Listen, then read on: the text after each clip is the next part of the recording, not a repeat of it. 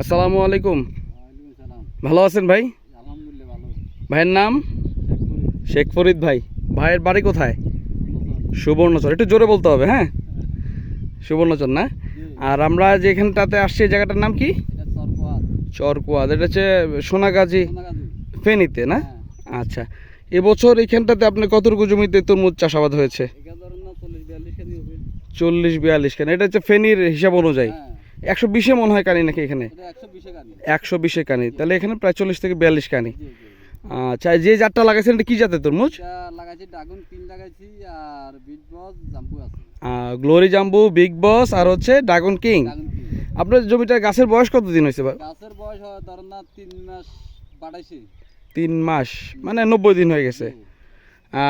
তো ফসল কাটবেন কবে আল্লাহ দিলে? ইনশাআল্লাহ ফসল কালকে থেকে কাটা হবে। কালকের থেকে কাটা হবে। হ্যাঁ।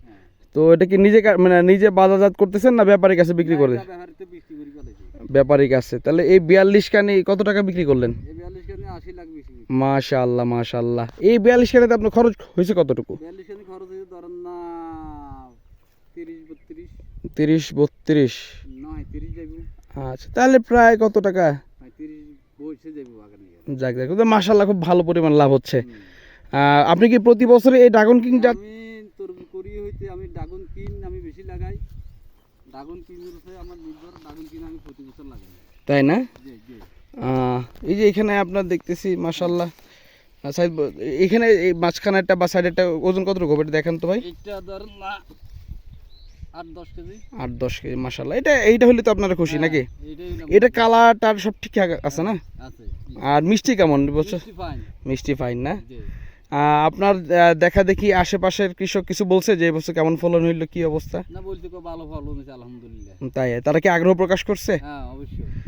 আচ্ছা, আপনি তো এবছর যেটুক ফলন করলেন মাশাআল্লাহ, আমি তো ঘুরে ঘুরে দেখলাম মোটামুটি ফলন ভালো হয়েছে। আপনি কি আগামীতে কতটুকু জমিতে চাষাবাদ করবেন আর এটা রাখবেন কতটুকু? কোনটা? মানে আগামীতেও কি গ্লোরি জাম্বো চাষ, ড্রাগন কিং? আমি চাষ করি হইতো না আমি গোলরি জাম্বু আর ড্রাগন কিং। আমি এটা ছাড়া আর অন্য কোনো বীজ না লাগাই। না এই মাশাআল্লাহ এদিকে তো ফল আছে, আপনার গাছটাও একবার অতিরিক্ত ঝাপায় নাই। জাফা নয় অতিরিক্ত জাফা নয়। আমার এটা ধরেন না মতন আছে একটু জমিনটা আড়াইলা জমিনের করতে গিয়ে খেটটা ঘুরোনো না খেটটা ঘুরে যেত বৃষ্টি হলে খেটটা ঘুরে যেত। না তারপর মাশাআল্লাহ এই যে এখানে আপনার দেখেন যথেষ্ট পরিমাণে ফলন আছে মাশাআল্লাহ। তো আসলে তরমুজ চাষাবাদটা হচ্ছে এটা ভাগ্যেরও ব্যাপার স্যাপার। আল্লাহ যাকে দেন, যাকে দিতে চান যেভাবে খুশি দিতে পারেন। আমরা দোয়া থাকবে সকল কৃষক ভাইদের।